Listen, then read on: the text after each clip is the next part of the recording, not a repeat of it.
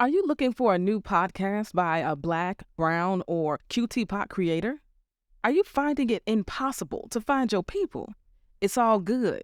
We got you with The Cube, the one and only curated app of music and podcasts by Black, brown, and QT pot creatives. Get into it. Visit thecube.app. That's TheQube.app and sign up for our newsletter so you'll be the first one to know when the app drops. The Cube, your new favorite podcasting app for BIPOC and QT-POC content. There's no place like The Cube.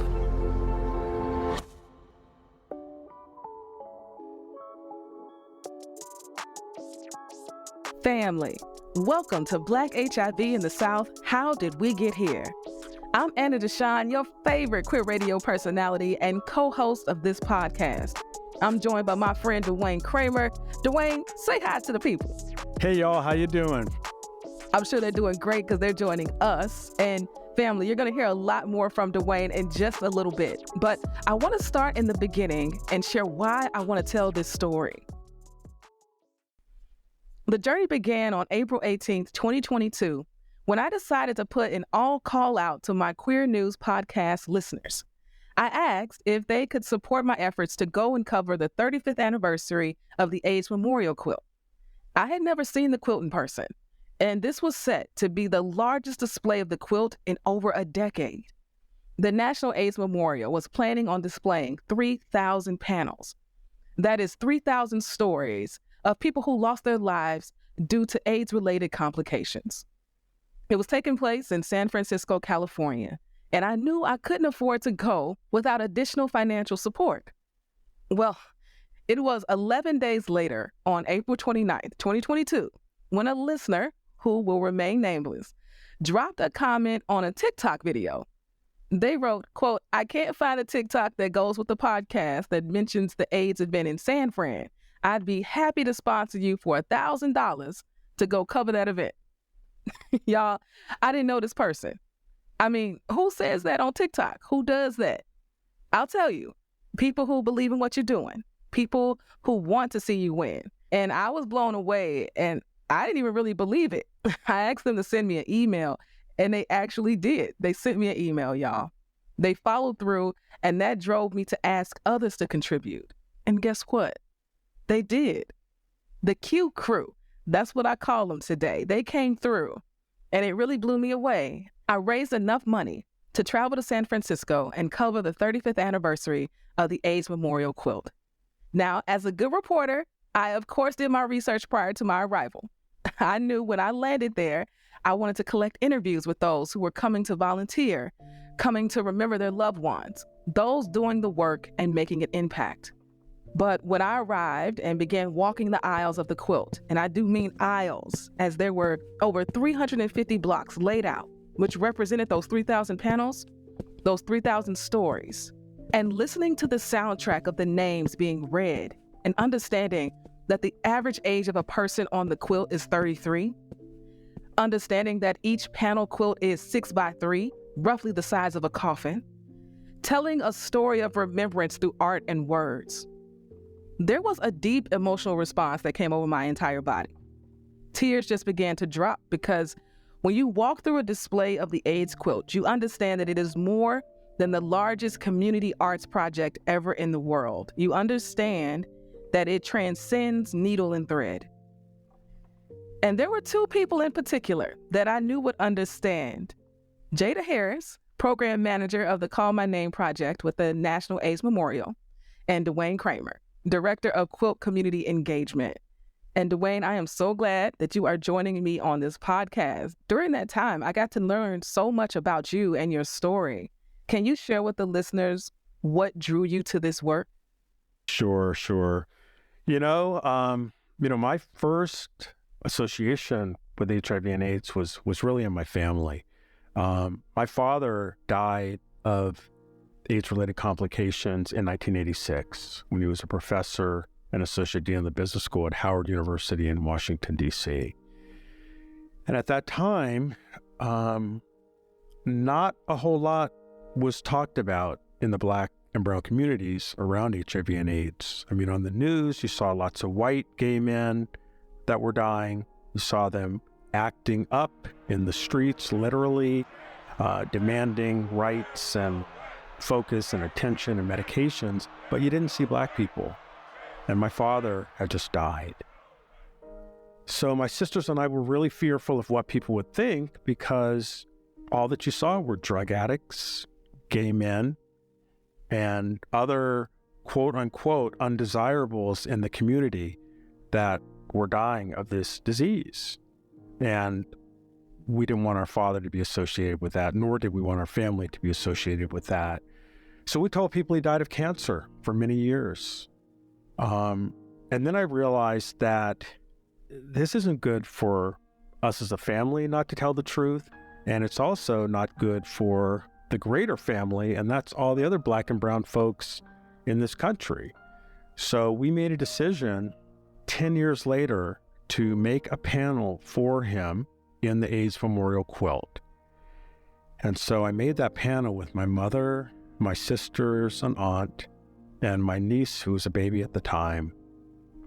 And it was an opportunity for us to remember him, to honor him, to celebrate his life, and also to continue educating people, because he was an educator, and to educate people about the fact that Black and brown people are dying of this disease as well. And so we intentionally put a photograph of him on his panel in the quilt so that you could see that it was a Black man. And that gave us the opportunity to tell people to protect themselves, to educate themselves, and to speak up and to speak out so that we could bring an end to this disease that was and continues to disproportionately affect our community. So that was my first association with HIV and AIDS, and what brought me to the quilt.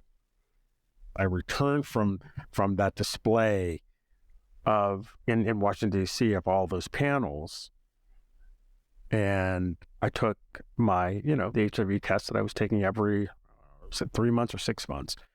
My standard, it was my regular time to take the HIV test, and I got a call back saying that the doctor needed to speak with me. And I said to the person that called me, okay, so this has never happened before, so you must be telling me that my test results came back positive. And she said yes. And so that was right after coming back from telling my father's story and laying out all 50,000 panels of the AIDS Memorial Quilt on the mall in front of the Capitol. And I was living at the time with my previous partner, who had been living with HIV from the mid-'80s, and he started breaking down in tears, and he said, this is a tragedy, and oh my gosh. And he had gone through so many complications and other issues that he assumed that I would go through the same. And in 1996, when I converted, antiretrovirals were out, that were life-saving drugs and things that had never been released before. I had a wonderful community of people around me being in San Francisco. I had the support and the love of my family and everyone else. So I felt good. I felt that I was in a good place. And I know that's not everyone's story, but I knew that continuing to live a healthy life, continuing to tell my story and the stories of other people like me that have been affected with this disease and are living and thriving would do good for the entire community. So that's what I did, and that's how I really became involved with HIV and AIDS awareness and prevention.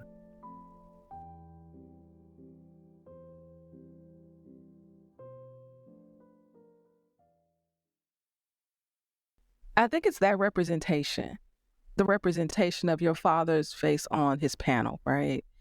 And when you converted and didn't have the same fear as your partner, that was all possible because of the advocacy that was happening, because people were fighting for their lives in the early 80s and early 90s in a way that today we can really only compare it to COVID. And when I was looking and doing research around this topic, as it became very clear to me that there is still an epidemic going on of HIV when it comes to Black folks, specifically in the South, I started to trace the path of Arthur Ashe to Magic Johnson. Then we have Sylvester. And then we've got Eazy-E, Howard Rollins. We had Salt and Pepper talking about, let's talk about sex. And we had TLC with Waterfalls talking about condoms and protecting yourself. And then Ray Lewis Thornton and Hadea on Oprah. I mean, I remember Hadea on Oprah like it was yesterday, right? There was all these Black figures, public figures, who were living with HIV, raising awareness that this was affecting us too, because so much of the media was telling us that it was white gay men. And so there was just such a movement to counter what the media was saying in the early 80s about who HIV and AIDS was affecting. Well, at the time, again, I feel like I was in a unique position only because I was living in San Francisco. And I saw HIV and AIDS prevention messages everywhere all the time, every billboard, on the metro, underneath the city, everything, it was in your face all the time. But when I went home to Houston, where the majority of my family lives, or other places in the Black communities, you didn't see HIV and AIDS advertising. You didn't hear people talking about it. You didn't see support groups and organizations. You just didn't see any of that. So while I was privileged to be surrounded by a community of people that had access to drugs, life-saving drugs, finally, it wasn't the same for the folks that I saw when I went back to where my, roots are. And still to this day, traveling through Alabama, Mississippi, Louisiana, and all these states, you realize that there are no prevention messages, or very few. People are not talking about this. There's a lack of access to medication, support services, and their HIV criminalization laws. So there's all kinds of things that allowed the virus to take hold in our community, in the Black and brown community, very early, and it continues to this day. And that's why it's important that all of us do our part to talk about this so that we can protect one another and not repeat our past mistakes.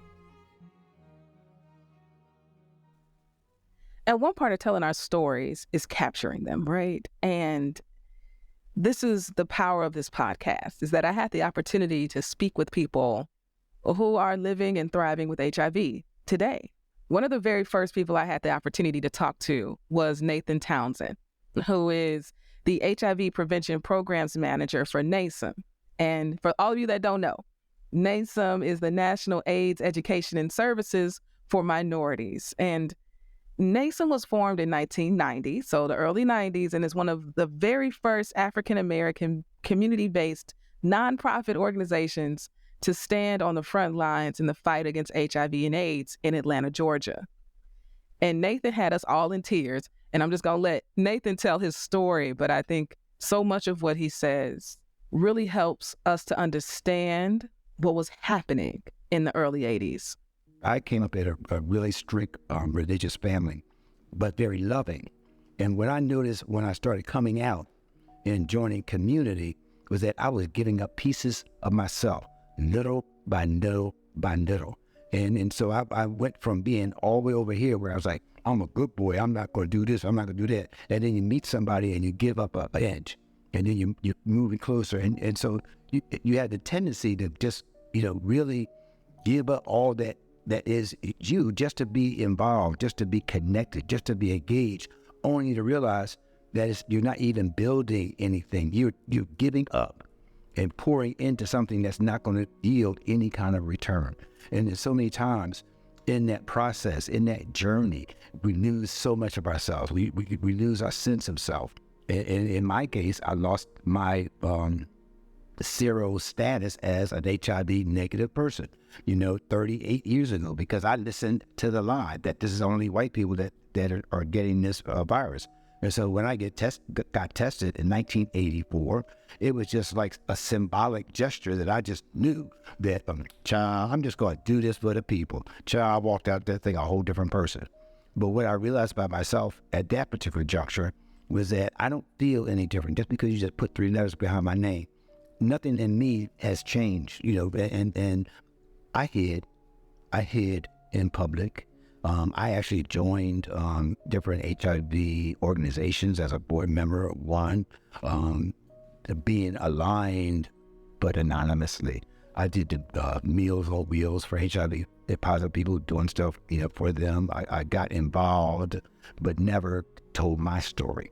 We would go to the club, and we had such a close community, and this was in Philadelphia, and then you would see people just missing, like they were just plucked out of the crowd.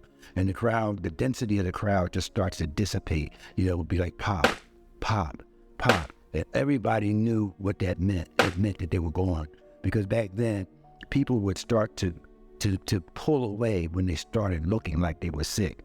And it wasn't a thing where they could have a village around them. People suffered in silence and in alienation and isolation. I had friends that moved to the mountains so that they could die, so that no one would know their story. And it was so much stigma and so much shame, but there was so many people that were just caught up. It was almost like the rapture, like they were just caught up and taken away. And you would sit there and wonder, when is it going to be my time? When is it going to be my time?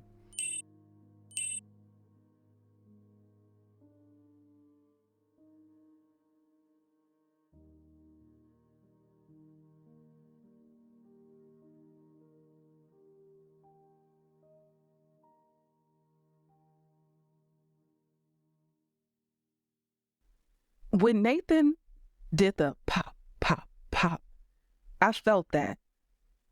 Is that how it felt in the 80s and early 90s? It felt like pop, pop, pop, pop. It did. I moved to San Francisco in the very late 80s, and it almost seemed like a ghost town in some ways. You would see people walking around that looked like they were near death, and people would just be gone. At the same time, I was in my 20s, and so there was a whole influx of new, younger folks moving in that kind of revitalized what the city was looking like and what the people were looking like. But I knew that behind those Victorian facades and in those buildings that there were a lot of people that were dying and dying alone. And that was scary. That was sad. But yeah, we lost a lot of people, an entire generation of people, folks that are maybe 5 to 10 years older than me. I know folks that have lost all of their friends. They're the only people standing to this day. And I think part of that conversation, too, is that gay folks weren't the only people affected during that time, but those were the only stories that were being amplified at that time. And even more specifically, white gay male stories were the ones being told. And what we know to be true is that there are different ways in which HIV can be transmitted. It's all through the blood. I almost evoked a whole Christian Jesus song. Okay, wasn't for the blood. It was for the blood, right? But it all happens through the blood. So yes, gay men definitely were the most affected, but we also can talk about those who were using drugs at the time.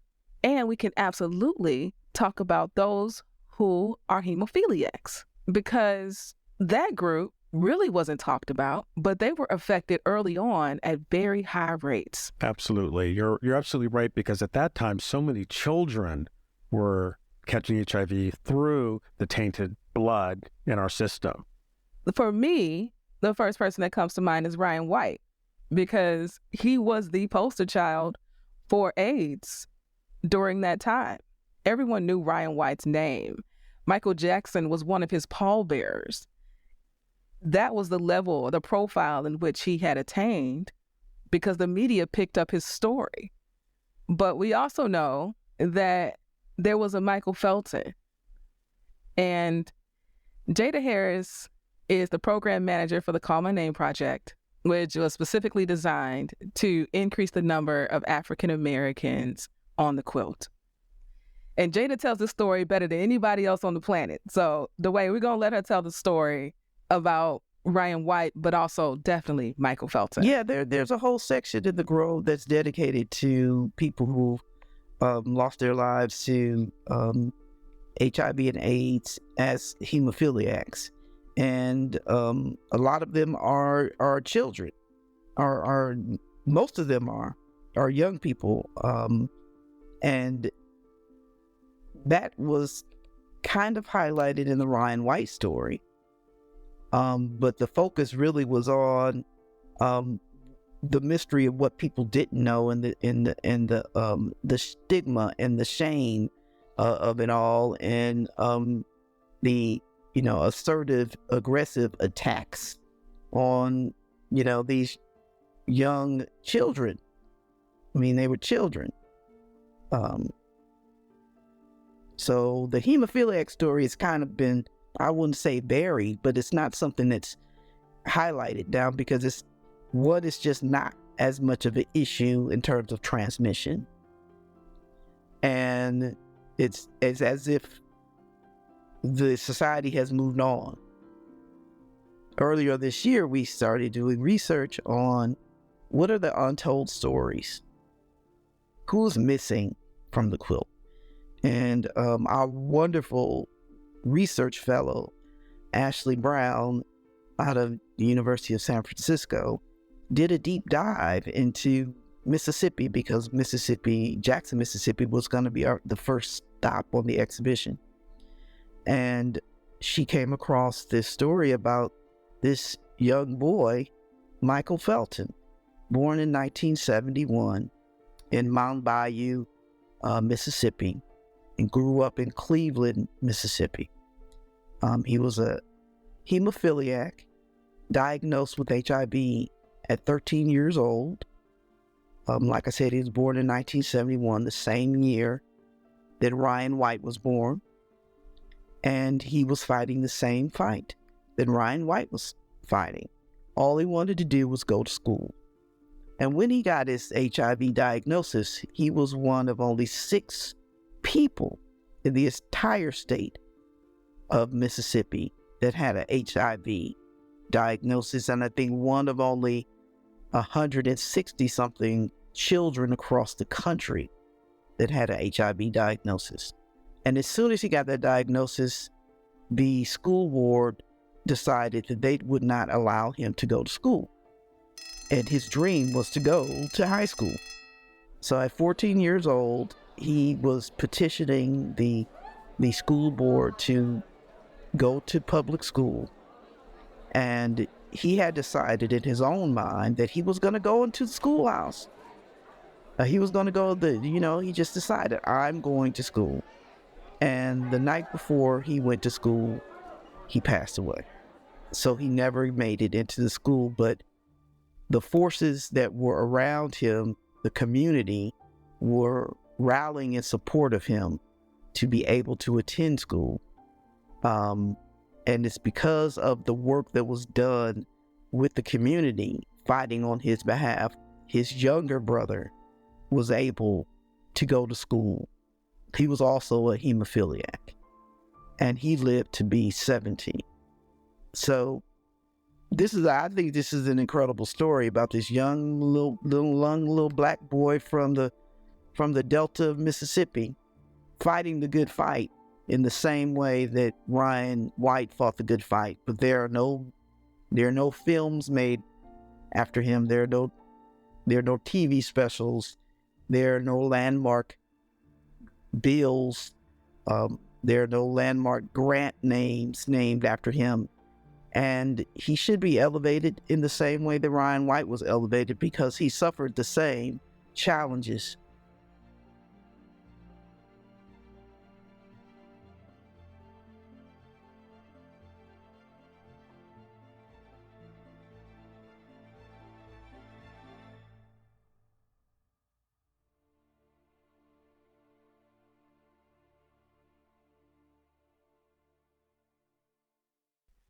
We know Brian White's story. He was everywhere. Yeah, he was everywhere. And there are bills and there are resources that still to this day, the drug assistance program and all these different types of federal programs that are named after Brian White, who was born in 1971, the same year as Michael Felton. And because we didn't have that representation, no one knows the Michael Felton story. Such a powerful story that no one knows. Duane, keep me honest, I believe there's 50 plus panels for Brian White, and only because of the work of Jada and you and the Call My Name Project team, there are now 2 panels for Michael Felton? There are 2. There will be more. And there's no question that when it's all said and done in the history books, that Michael Felton's story will be told. We're really trying to thread the needle from then, the early 80s in HIV and today.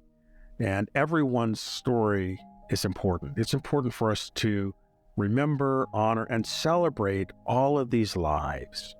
But it's critically important that we as Black people and brown people know how this virus affected us from the beginning, the struggles that we went through, the triumphs and the heroes that fought for their own justice and for the justice of others, and where we're at today with rates still at extremely high levels for Black women and particularly Black men who have sex with men.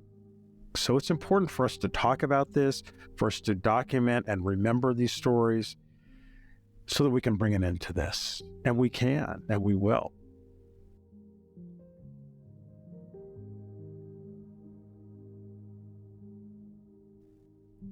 So family, I'm sure you're wondering why in the world did I want to do a whole podcast specifically about the South? Well, I could tell the story, but it's always better coming from the most brilliant people working on this issue. And one of those brilliant people that I met on this journey has been Dafina Ward. She's the executive director of the Southern AIDS Coalition. And let me just tell y'all something.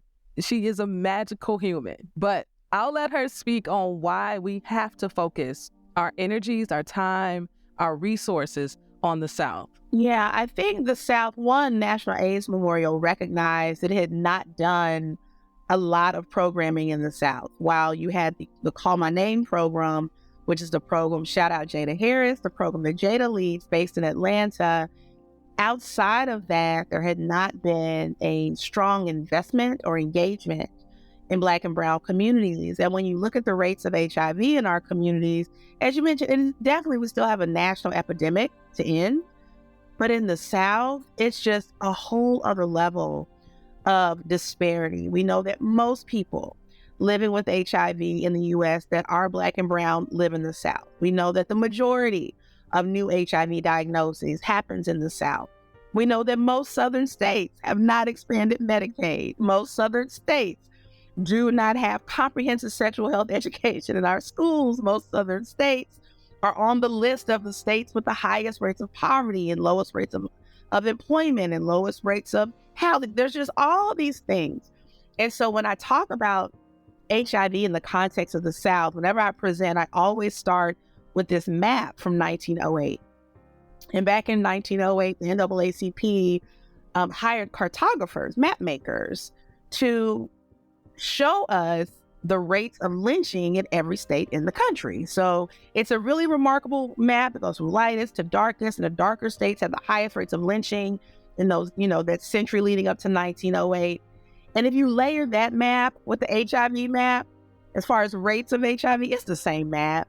So it's like we can't have these conversations about why HIV in the South, why is it so bad, until we talk about systemic racism, until we talk about the fact that this was the plan from the beginning. We want, this is what it was you were supposed to feel like. You would have been better off enslaved than living in this region free, right? This was the system. And I think that's why I'm so passionate about this work, because HIV is just a perfect storm that shows us what it looks like when communities do not have effective and equitable access to health resources, to educational resources, and then are made to feel ashamed when they suffer as a result of a lack of resources.